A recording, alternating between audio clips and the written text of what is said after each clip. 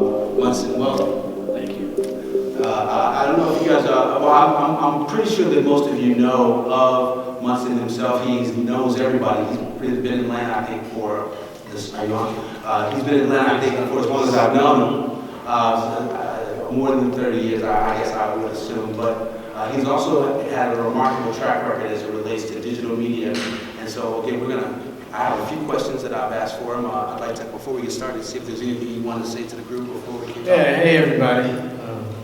Thanks for coming out on such a rainy night. It's always great to see entrepreneurs and like-minded individuals. And I had to get to the space. It's great. Thanks, Mike, for thinking of me. Well, no problem. I mean, for as long as I've known you, Munson, you've always said, that you need to be an owner. That's always been his mantra since the very first time I've ever met him. Was like, you got to be an owner, and it's almost prophetic because as we sit here now, there's really been a surge in entrepreneurship. I know that you travel all over the country, so I felt like you really be a really great fit for Startup Grind in terms of talking about the mindset required for entrepreneurs. So I have a few questions. What I'd like to do is ask Munson to share some of his experiences with you. We're going to talk for about 15 or 20 minutes, and then after that, open up the floor for a few questions, and then we'll do some additional networking. That's pretty much our agenda for tonight, okay? So the first question that I'd like to lob at you is Atlanta's profile is really in the entrepreneur space. For those of us that are here, it's, a lot of things, positive things going on, but you travel around the country. How is Atlanta different than some of the other places around the country that you've seen, and how are we perceived, and how, this is meant to be one question with a couple of different asterisks to it, and how is it compared to how it really is here on the ground? Because I know that you built a business from the ground up here in Atlanta, and now that you've traveled and you spend a lot of time in other cities, how is it, from a perception standpoint, what people think about Atlanta versus what it really is? My experience is that whenever I travel is, they say the Real Housewives of Atlanta. I just came up a few times yesterday. I know there's more to it than that, but from a national perspective, do you see, what is it that you encounter as it relates to people's perceptions of Atlanta and entrepreneurship?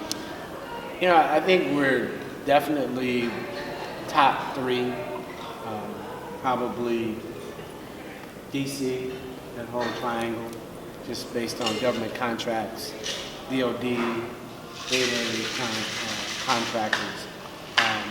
Atlanta is still seen as the Mecca. Right. When you have a towering mayor, a phenomenal, and we're hype central. So at the end of the day, I've been really fortunate that when I got here, there was Maynard Jackson, and the city was booming. And literally, Maynard said, if there's $1, then somebody in my community has to have their share of that dollar. So I was in Morehouse at that moment. And I believe that.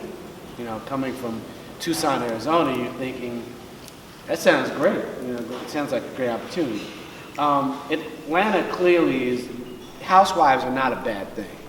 I would like to say for anybody that doesn't export, most of us that are at least making money in Atlanta are not making money in Atlanta, particularly if you're AA.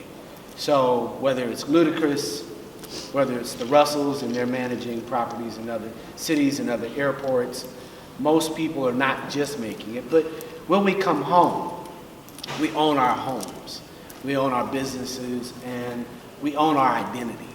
So it's much like a city like Detroit. Okay. You can say what you want, but you're not going to talk bad about Detroit, not here. Or Chicago. You come to Chicago, but for many years you have Burrell, you've got great ad agencies, you've got Ebony, you have institutions. Well, Atlanta has institutions, whether it's Morehouse, Spelman, Clark, Morris Brown, Jasper Williams, Ludacris. The fact that LaFace was here. It's not as the hype was the DJs and the strip clubs built the music industry. The truth was African American professionals built that industry. So if you're a Future, I don't know how many people have ever heard of Future, but if you're a future, you don't have a problem finding manager, attorney, accountant, roadie. You don't have to leave the city for that. You know, you want to renegotiate your contract. People have already renegotiated contracts for TLC. So there's a history. And there's a network of professional African Americans that literally can address any particular need, and we don't have to go to New York. Now they're going to fly to New York so that they can get the business. So if you're a friend, an attorney, a friend of mine, and Donald Woodard, you're going to be in LA because that's what we do. We're going to be in the industry. But at the end of the day, we're going to come home. And that's what most of us do. So whether it was me, yesterday I was in Chrysler talking about Fiat, and you know, because you're thinking, and all of us are professionally trained, they're going to throw you a curveball. They're going to say, well, you know, we're going to give you this particular car. And you say, thank you very much. Now, that's the end of the conversation. You say, well, now I want some more. And so then they say, well, you know, we have this and that. And the guy's really nice. So you've got to make sure you're thinking at the same time. And he says, well, you know, we're not going to do AA just yet, but we're going to do the white, then we're going to do Hispanic, and then we're going to do LGBT. I said, okay, good. So that means we're going to do black LGBT. So I see where I fit. So can you send that RP? He says, I never thought about it like that. So the confines of your thinking, even as you're outside collecting your dollars, you have to be prepared. In Atlanta, if nothing else, going through, meeting people in the industry, you begin to understand how to think. Whether you put a shingle out after you've been in corporate America here, freedom rings in Atlanta. The same for any professional I know in Chicago that's running a business. They want their share of the business. Right. Well, you know what's interesting? You just made a point, and we were in an event for Entrepreneur sponsored by Comcast yesterday, and to hear your comments now, it's almost like a tale of two cities, because they were talking about some of the tech companies that were represented there, startups in Atlanta Tech Village, who are trying to look for venture capital, talked about the idea that in order to attract real capital, that, you know, people work and live here, but that they get their checks from New York, LA, San Francisco. And you just really brought up a really interesting point, because in our industry, when I say our industry, I mean in our community, the African American business community, it is much like you described. And I grew up in Chicago, so again, I grew up with companies like Johnson Publishing and Burrell, black business owners, and again, we created this ecosystem. But when just yesterday, some of the comments were around the idea that the Native community here in Atlanta doesn't necessarily take advantage or see some of the resources that are now being generated by this entrepreneurial spirit created by Georgia Tech, created by Emory, and some of the other educational institutions. So do you think that which one is the hype? Is it what they think is the hype, or is this the real? The hype is not a bad thing. Hype and bragging is part of what you have to be able to do to be an entrepreneur. If I'm not the greatest media guy, I can't sit next to Russell and listen to him. I make more payroll, and he's a friend. If I'm sitting next to Keith Banksfield, I gotta be able to have a conversation with him, talking about Puffy and Revolt, and still be able to hype that I'm from Atlanta. That's where we're from. Puffy's gonna be hyping it. He's from New York. I think those markets are literally market leaders. You don't say this is who you represent. I think the biggest quagmire for this next generation of entrepreneurs is to really tell corporate America in Atlanta that we need our share. I think we have to make sure that they hear us, that transparency is part of the new conversation. So we're asking people, well, how are you spending your transportation dollars? And we've got to at some point do it in an organized fashion, so that we can know that they're being inclusive. Because the day of inclusion is not as obvious, because the city doesn't look the same. It's a very different city. The other thing is most people aren't owning Atlanta. So we purchased the building, which was right over here a couple years ago, 15,000 square feet, great deal. most people are not buying Atlanta. And my conversation is, buy a block, buy a plot, but don't say you are in Atlanta and don't own it, because you're going to be sorry. By the time they finish the Beltline, 10 years from now, you'll be like, man, I wish I had. Right. And it doesn't seem as obvious, but just check out Brooklyn. If you think about where Brooklyn was 5 years ago, you can still buy something. Today, it's another story. I think you can purchase a lot of Atlanta right now. I mean, I absolutely agree. I mean, that was one of the things that came up yesterday, is that the affordability factor of Atlanta. Again, I think we become accustomed to it, but for folks who live in San Francisco, New York, LA, affordability in Atlanta is one of the key strengths of Atlanta, and you know, that's going. I think you're right. They're not creating any more land, so the idea that you can procure some of it and hold on to it, it's just becoming more exclusive. And we like a lot of space in the Southeast. It's not like that everywhere. I mean, that's one of the, I think, you know, that came up a few times yesterday in our discussions. It's very much about making investments in an urban center that you own. And I think it's what Maynard Jackson represented to me. When you think about this city, what Herman Russell meant, when you think of CTB still running well, when you think of all the C.D. Moody, guys that are managing major properties, major companies, and all of that was through learning, you know, partnerships that were required, because that's what city compliance and contract compliance required. So then we've got to start to ask, well, are we certain that these new companies, does MailChimp have African American transportation, events planners, and attorneys? Because if we don't put it in the air, it's kind of that you're afraid to tell the truth. And for Atlanta, that's the only thing I have is my truth.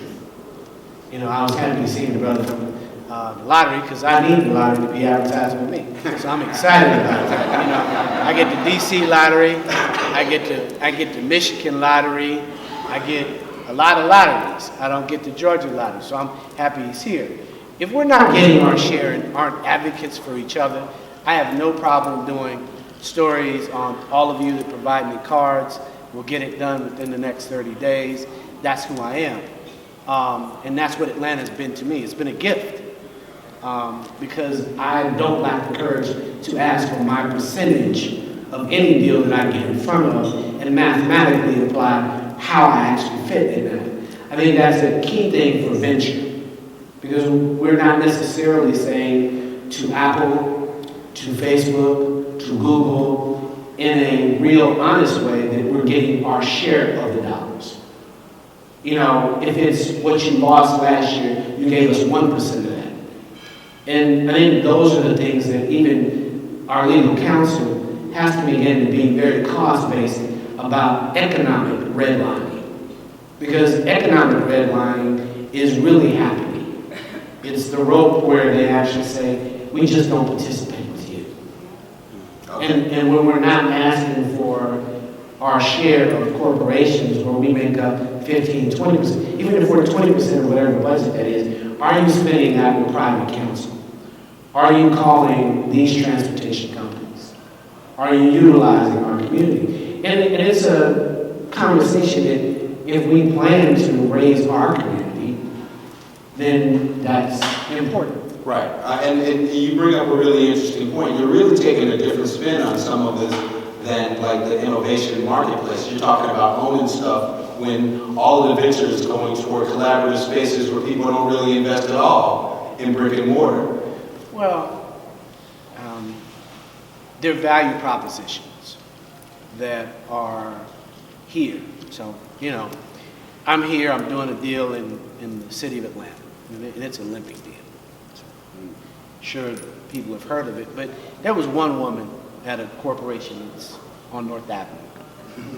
And it was Ingrid Saunders-Jones.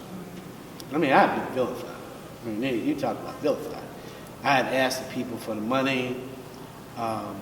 it should have been a $200 million deal, probably came down to maybe $10 million. And I was in the room. And so, you know, I had been in the press probably every day. Now, if you've ever been in the press every day, you'll have high blood pressure. Your classmates that you know will have an attitude that, like you borrowed money from them and you've never even seen them since they graduated from college. But they're talking negatively, as we do about each other, for no reason. And so I'm in the room, and it's $1 million room. And, you know, the corporation on the other end is there, and there's decision makers there. And there's somebody who doesn't look like us. And they said, you know, he's trying to bring their competitor, and he's trying to ambush you. And, you know, I thank God, and I say this to everybody, I hope if nothing else you know Kassim. Like, have your own relationship. He knows your name. I hope that Andy Young is somebody that you know.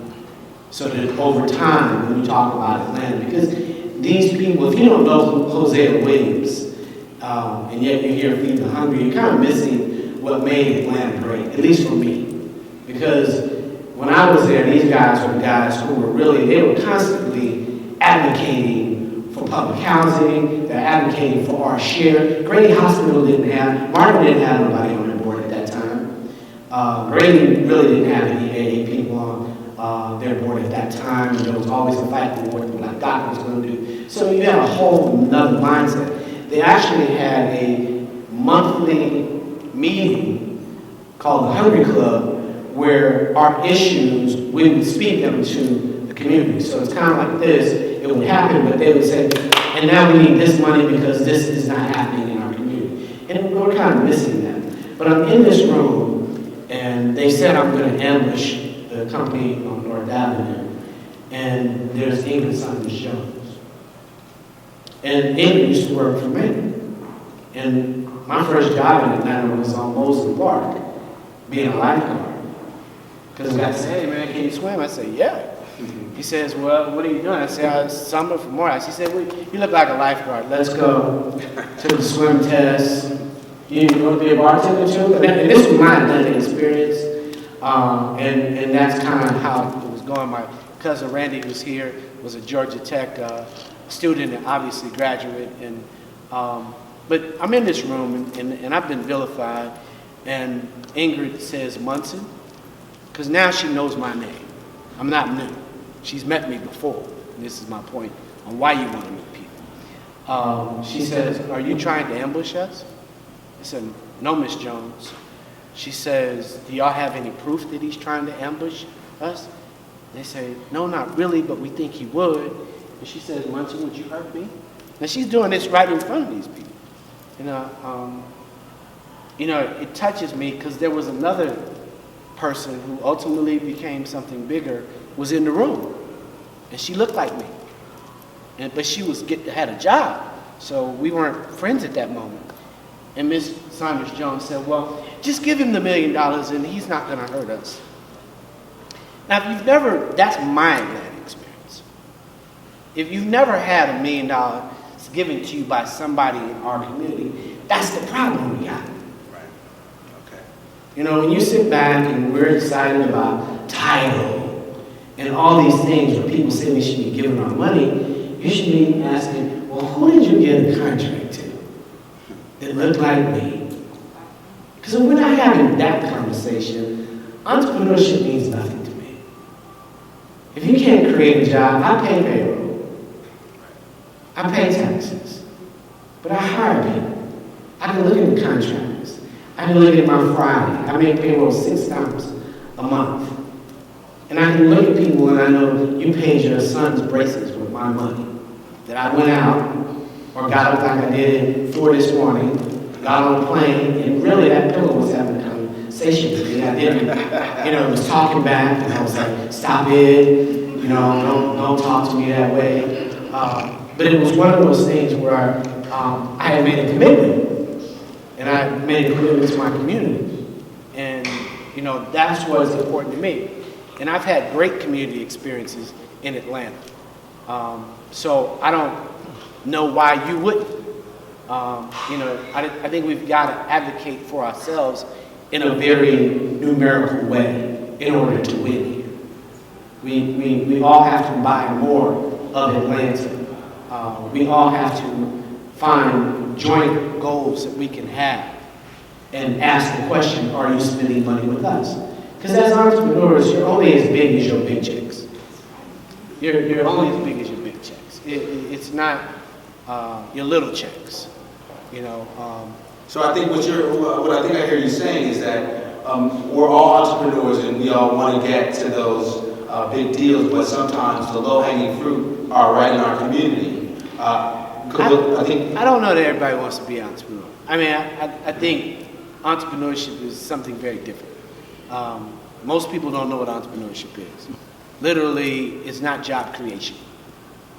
Most African American entrepreneurs they create jobs. They leave one job, they create one for themselves. A friend of mine runs the Michigan Minority Business Owners Group, and 92% of all their businesses have one employee. And that's something, you want to make sure you're practicing entrepreneurship. That means if you're not there, a check comes in and somebody buys a service or a product from you and you never have to be there. That's entrepreneurship. Now, if you got to be there, if I got to be rolling out to get a newspaper out, if I got to be rolling out to sell an ad or a digital campaign to GM or Toyota or McDonald's, and I do eat McDonald's, just so you know, I love them. They truly believe in our community, so I'll be real clear. But at the end of the day, when I speak to entrepreneurs, it's really important that you're not doing the job creation for yourself, and that you have that passion that is creating a system for collecting money. If you're not creating a system for collecting money for a product and service, then you're not an entrepreneur, you're a job creator. You've created a job for yourself. And I think it's real important to walk away, at least if you are talking about me, because creators are running the world, but they're running through apps and other ways and methodologies, but they're definitely creating systems to collect cash. Right. Well, and that's interesting you mentioned that because, again, some of the most popular companies right now are companies that don't have a lot of assets. I think that I saw one statistic, Airbnb doesn't actually own any properties, Uber doesn't necessarily have any cars, but they create millions and millions of dollars and opportunities similar to, but they began because those guys figured out a way to collect the money and get the people who would actually participate in the service paid in a way that was seamless. And creative thinking is the master plan. And ultimately, if it's not Inc. Me. So when you say Inc. Me, it means you have to have a board of directors. It means you have to have articles of incorporation. And for most of you, that means you have to have a mastermind group. And that's your board. But if you don't believe that creatives, because Airbnb has lots of assets, it's called cash. It's kind of like saying Apple doesn't have it. They have intellectual property. So when you're having conversation and they're saying that, you have to kind of sift through even lies that people talk about these companies don't have. Yeah, they got a lot of money. And they have assets, whether it's a lease. See, because at the end of the day, these corporations are providing. I was sitting there having a conversation with my friend Mike, who I spent 2 hours with at Apple. And I was there with another phenomenal entrepreneur, Sabrina Peterson, who's right there, who runs Glam University. And then she took, and we were talking with Mike, and Mike was talking about Apple. And Apple has a ton of cash and a lot of intellectual property. And he said, well, we were talking about the cloud. I said, well, where's the cloud? Everybody's talking about the cloud. And he literally came back and said, well, we lease most of our cloud from Amazon, who's number one in cloud. So as you look, Creative Inc., you want to know, are you that? When you leave here tonight, you want to know, have I taken, and as a leader, put on my creative mind to become incorporated in such a manner that I will disrupt the community? If that's not how you're thinking, then you're going to miss the movement. Airbnb is about creatives who thought about a proposition, created an Inc., which means I am run by capitalistic principles. I will eliminate anybody else who's in front of me and my creativity. Now that is what Airbnb is. That clearly is the disruptive model. It says that if you lose your job and I get your client, it's not my fault, you should join me because I'm more creative than you and you can follow me. There's a reason Google named itself Alphabet. Okay. See, because they had to continue to create what they were and fit everything else in there. They couldn't say they were YouTube, which we know they are, and all the other things that they're going to be. So they're going to be all the things in the alphabet to us at some point. So based on some of the comments you made, you're saying that, there's engineers, because this focus for Startup Grind is really, we talk about STEM, we talk about how important it is to have engineers.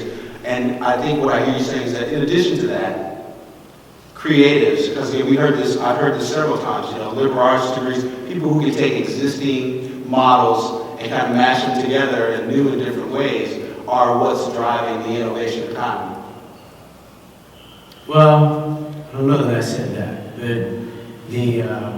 I'm kidding with you. The thing I'm saying is if you're not incorporating your mindset to package your creativity for capitalism and ultimately create a corporation that people will fund at major dollars. Because nobody wants to do a small company. Nobody wants a little idea. When you really go, I don't know, how many of you guys know Miller's giving away $200,000? Pitch contest. I didn't hear it either. So here it is, Miller gives away, and I've been getting this, I do business with Miller, and Steve Canal, Damon Johns, they're going to make a tour. April 8th is the cutoff date. This is real money. They're going to give away $200,000 to entrepreneurs. One entrepreneur will take away that prize. There'll be a regional prize. There'll be a pitch competition. It's going to happen here.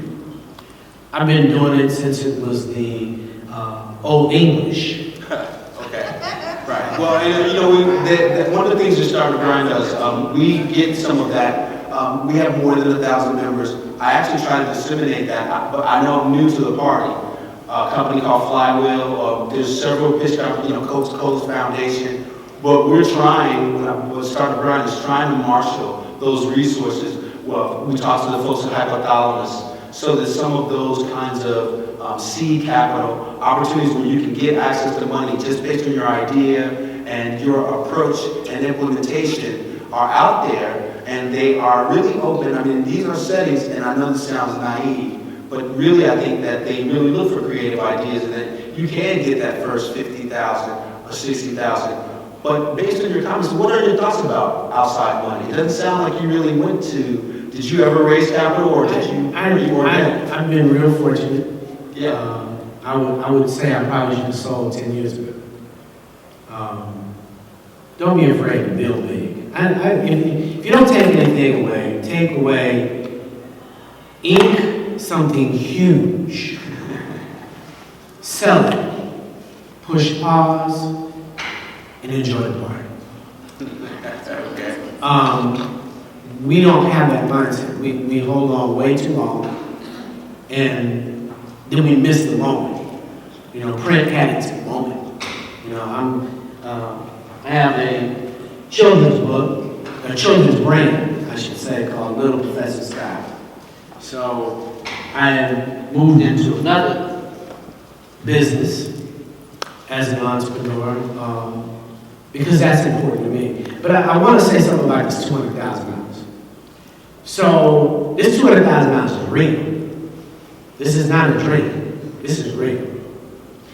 But the competitors that you'll meet in the end have a business plan, have a creative ink, have dollars that they're getting, can answer a lot of questions, and have practiced their pitch at a professional level. That means if they had to pay a coach, like Sabrina coaches, right, Sabrina? If you had to pay a coach, somebody who can question your thinking, because you know, we entrepreneurs are the smartest people in the room until it comes time for pitch. We don't want to pay for a pitch. You're trying to get $200,000, but you won't pay for a pitch. You won't have somebody coach you and just say, am I asking the right questions, blah, blah, blah. This money is real, and I hope that all of you tell as many friends about this Miller pitch as possible. And anybody that is going to pitch gets prepared. Because these opportunities are so underutilized.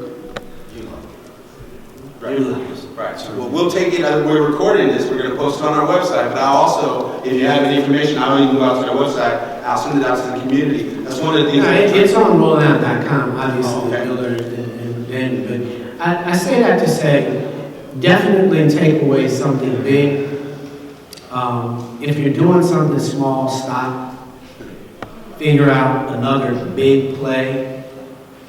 Don't think that your dreams stop. But little ideas don't take you very far. And I hope you didn't come here to get a little idea.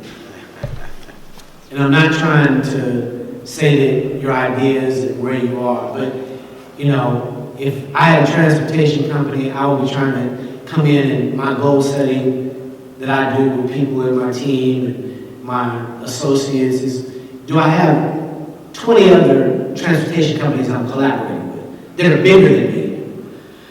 If they're not bigger than me, I really don't want them. You know, we've got a new partnership with the Grill. They're 2.5 times bigger, but we are able to assist and provide a bigger service. So they're on our network and they're on Rolling Out's digital platform. You know, that's the leverage you want to have if you have a creative process. I think for all of you here, let us all think bigger after we leave here of what we do versus making a lot of little businesses and a lot of little noise. Because most venture capitalists, and I think we just got to be honest about venture. If your idea is not big enough, then venture is not interesting. Because their whole idea is to find something that replaces something that's major. You know, venture guy wants to know, which Fortune 500 company are you going to put out of business? Right. If that's not how you're thinking, which company are you going to take 10% of their business because they do $3 billion? Right. Which industry will you come in and dominate? People don't mention Airbnb because it's small.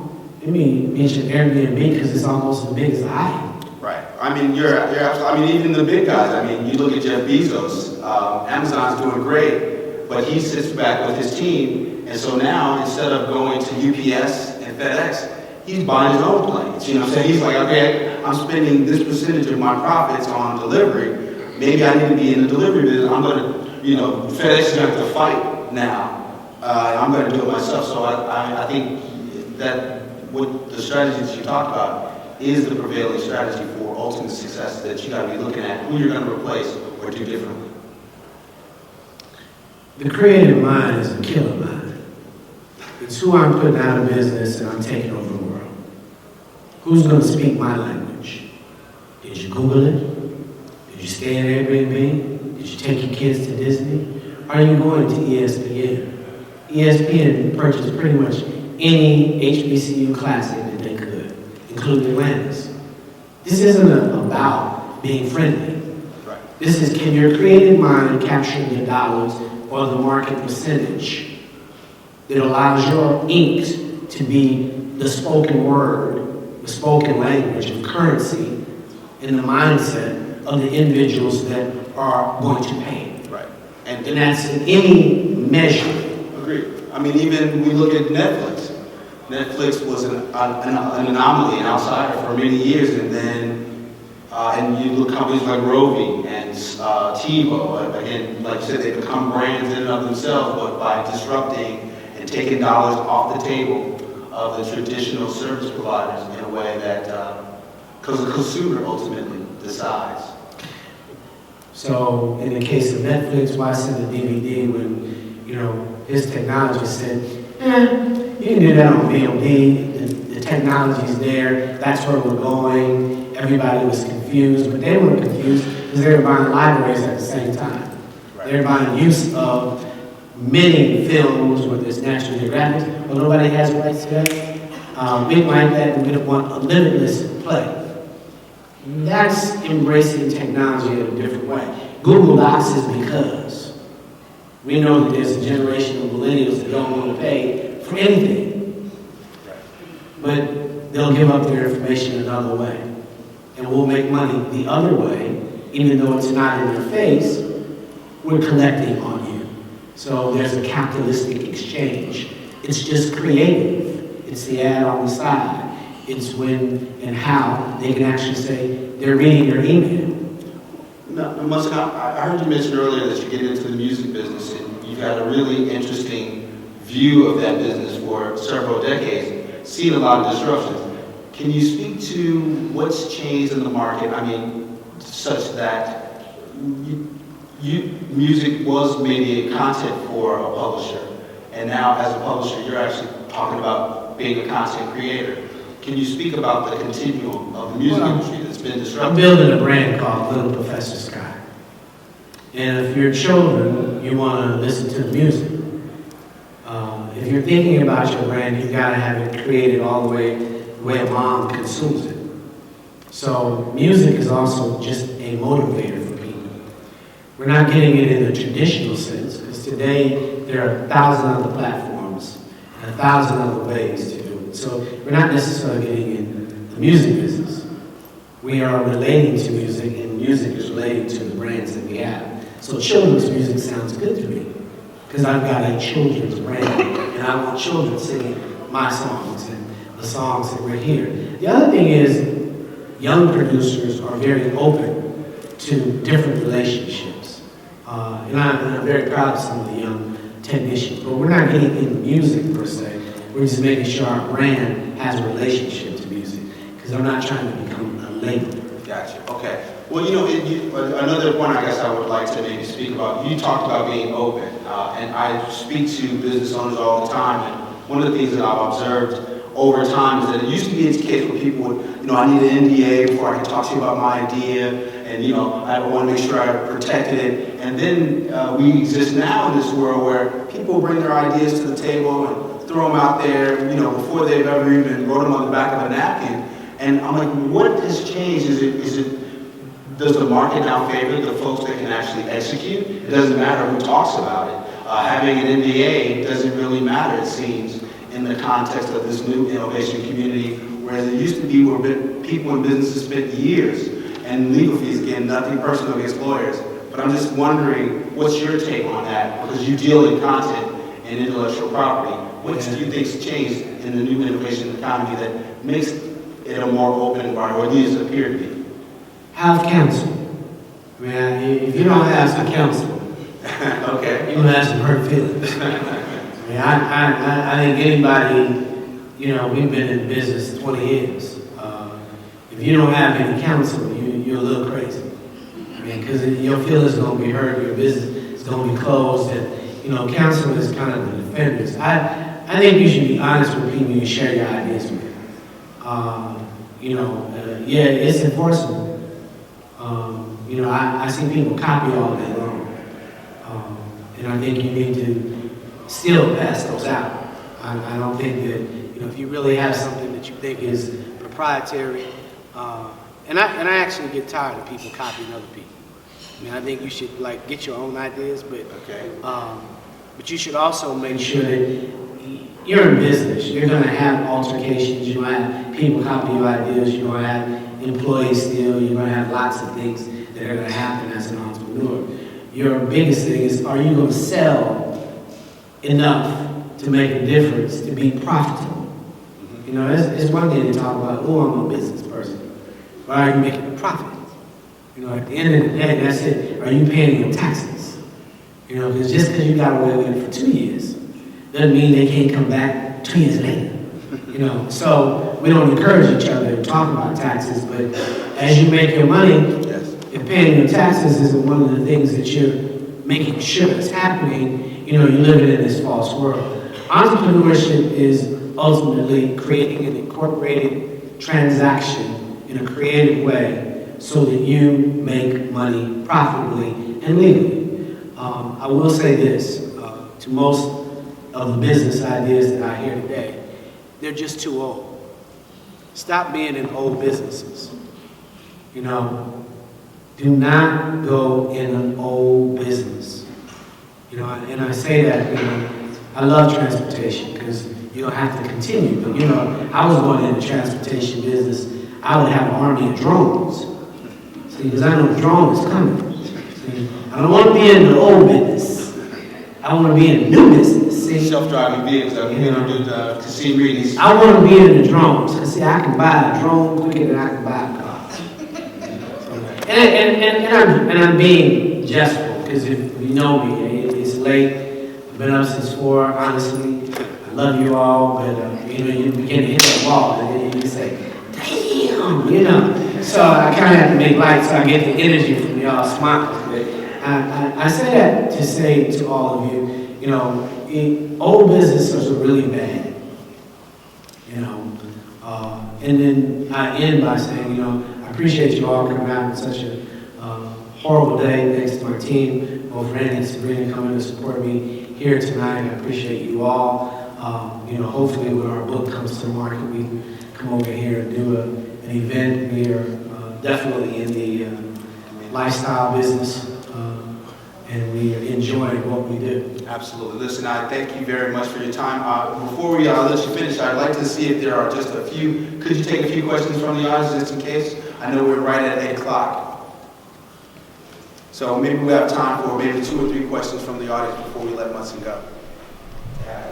First of all, I just want to say what a pleasure it was to listen to you speak. I'm a Stanford grad, so I come out of that innovation culture. But I chose to have my practice and start my family here in Atlanta because I think you're right. This is a leader. I participated in Leadership Gwinnett Lance program last week and found out that Gwinnett is actually the most diverse county in the southeastern United States, one of the most diverse in the country. Because my practice is intellectual property focused, that's why I love what you said, because I think that the community, our community, doesn't know what important an asset intellectual property is. If you're a startup, if you're a well-established company, when I'm doing diligence for a deal, I'm thinking, is the IP locked up? Because that is core. So thank you for educating people around that. But the question I wanted to ask you is, when I'm thinking about, you know, coming from that startup culture, that innovation culture in the Silicon Valley, one of the things that I've heard people say is, if you're in a certain community, failure's okay. But in our community, if I think about my dad who has a high school diploma, and then me as an attorney, when I go to the next generation with my daughter, I'm saying what you're saying, be disruptive. How do we, but she has the luxury of that because both of her parents are lawyers.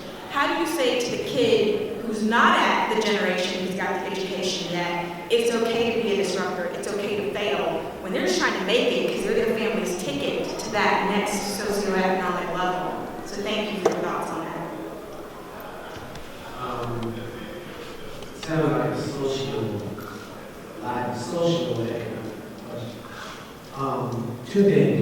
Before November, we should have an agenda that is very measurable for success as our community. So when you talk, we should begin to not talk abstractly. I think if you don't have a degree, you should have a skill set that will last at least for 30 years. So if a young male, he can't talk it, he literally has to have a skill set. Whether it's selling, it could be, I know the sales principles, I know how to be principled about selling, that's what I'm gonna do. I'm gonna be an electrician. They still gonna have to pull these wires. They're gonna have to pass a test. I think the other thing is that make sure that 60% of our community are in industries where you have to pass a test. Those industries pay a lot more. It's really important for us to ensure that our community is sticking to principles of economic success in a measurable way. And that's where the transparency is. The Department of Defense doing, and how are they doing with their intellectual properties? And really having an agenda by November, then we can sit back and say, Hillary, Bernie, we've really looked at this $1 trillion budget. And we now know that the forest doesn't use any counsel, no black accountants. I think that's important. And then stop being invisible. Because I think right now we're still a very invisible community. We're very quiet. The examples of us, we don't require that they show an example like you. And then we've all got to start getting on YouTube University and showing and sharing our intellectual capital. Right. I think there are way too many invisible people when it comes to going on YouTube University and studying, and then promote yourself. And I don't know if I answered enough of what you're saying, but I think if we don't have a measurable agenda with this next administration, it'll be our biggest tragedy. Because the economy will be somewhat coming back, but if we don't ask for our share in a very measurable way, we're not going to see it. Right. Well, you started out talking about your relationship with Maynard Jackson. It's very appropriate that we bring that up. Again, not necessarily one way or the other, but it's important as business owners that you look at the political landscape and make sure that you participate in that process. Because again, to be an entrepreneur, you got to be in that game. So music is also just a motivator for people.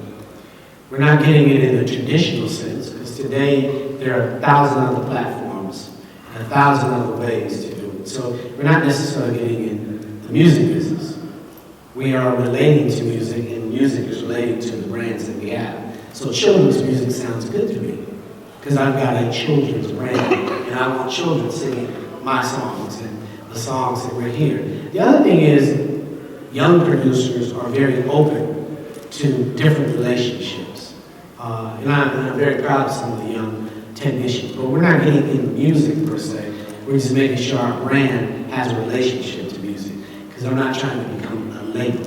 Gotcha. Okay. Well, another point I guess I would like to maybe speak about, you talked about being open, and I speak to business owners all the time, and one of the things that I've observed over time is that it used to be the case where people would, I need an NDA before I can talk to you about my idea, and I want to make sure I protected it. And then we exist now in this world where people bring their ideas to the table and throw them out there, before they've ever even wrote them on the back of a napkin. And I'm like, what has changed? Does the market now favor the folks that can actually execute? It doesn't matter who talks about it. Having an NDA doesn't really matter, it seems, in the context of this new innovation community, whereas it used to be where people in businesses spent years and legal fees, again, nothing personal against lawyers. But I'm just wondering, what's your take on that? Because you deal in content and intellectual property. What do you think's changed in the new innovation economy that makes it a more open environment, or at least appear to be? Have counsel. I mean, if you don't have some counsel, Okay. you're going to have some hurt feelings. I think anybody, we've been in business 20 years. If you don't have any counsel, you're a little crazy.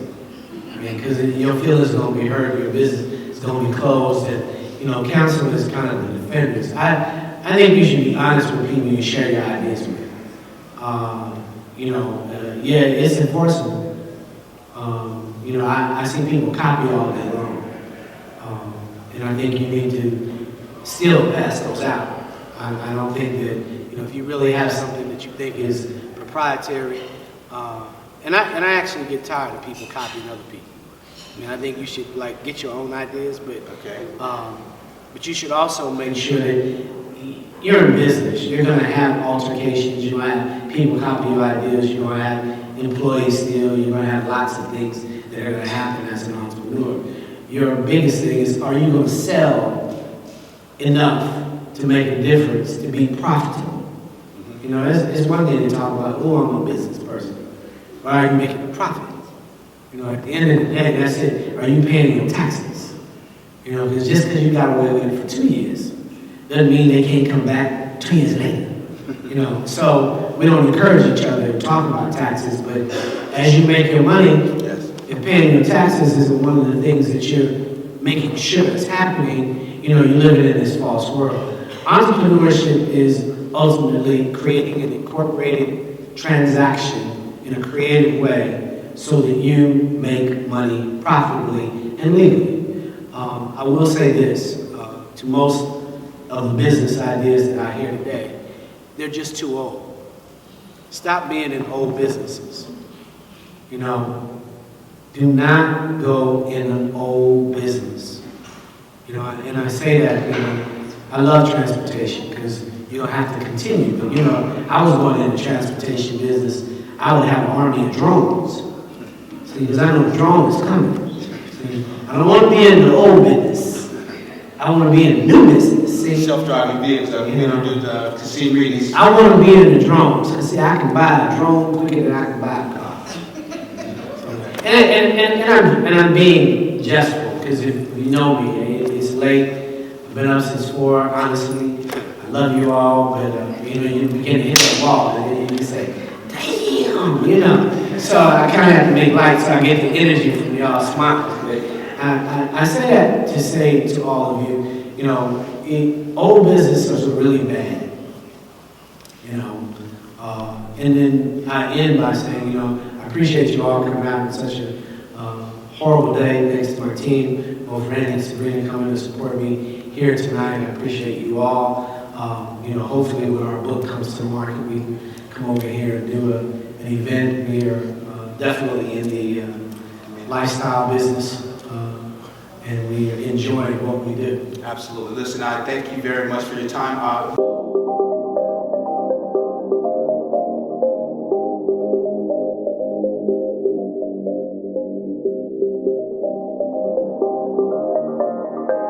Industry Ready Production, psbeats.com. Make your purchase